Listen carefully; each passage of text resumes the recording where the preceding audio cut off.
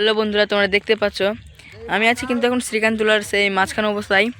আর সন্ধ্যাও প্রায় লেগে গেছে, দেখতে পাচ্ছ সূর্যটা অনেকটাই নিচে চলে এসেছে। আর এই জায়গাটা তোমরা দেখতে পাচ্ছ পুরোটাই, এই জায়গাটাতে 2 ঘন্টাতে এইটা ভাঙন হয়েছিল। অনেকটাই দূরে গঙ্গাটা ছিল, কিন্তু 2 ঘন্টাতে এই ভাঙনটা হয়েছিল। আর এখন তোমাদের জিনিসটা দেখাই, উপরটা দেখো তোমরা, উপর থেকে নিচে কত সুন্দর হয়ে আছে। এখন কিন্তু ঠিক গঙ্গা বাঁধার সময়, কিন্তু এখন সরকার কোনো কিছু কোনো কিছুই করতে চাইছে না। কি বলবো সরকার, তোমরাই বলো ভাই বন্ধুরা। একদম কিন্তু কত সুন্দর একদম জায়গা, সলিড সিম্পলভাবে একদম গঙ্গা নদী বাঁধা যাবে, কিন্তু না, সরকার শুনছেই না।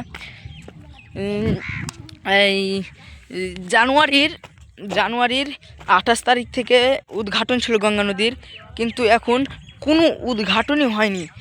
জানুয়ারির 28 তারিখ, আর এখন বাজে বলছি, এখন আছে ফেব্রুয়ারির 2 তারিখ। আজকে ফেব্রুয়ারির 2 তারিখ, আর দেখতে পাচ্ছ সুন্দর হয়ে আছে একদম জায়গাটা। তবুও সরকার কোনো কিছুই কোনো নাই। তো ওরা সরকার বনে গেছে, ডন হয়ে গেছে, কোনো ওদের নাই একদম। 3-4 বছর, 5-6 বছর থেকে এই গঙ্গা নদী কেটে আসছে, আস্তে আস্তে একদম পুরো গ্রাম, 2-3টা গাঁও একদম গঙ্গা নদীতে তলিয়ে গেল।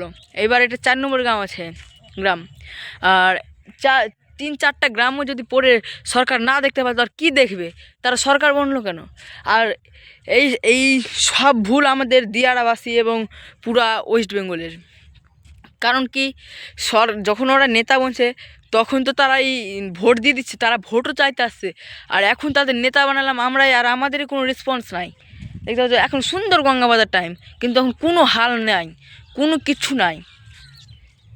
দেখতে পাচ্ছ এরকমই গঙ্গা নদী ও গ্রামের ভিডিও দেখার জন্য আমার চ্যানেলটাকে অবশ্যই সাবস্ক্রাইব করো। আবার দেখাবো অন্য ভিডিও, ততক্ষণের জন্য বাই বাই।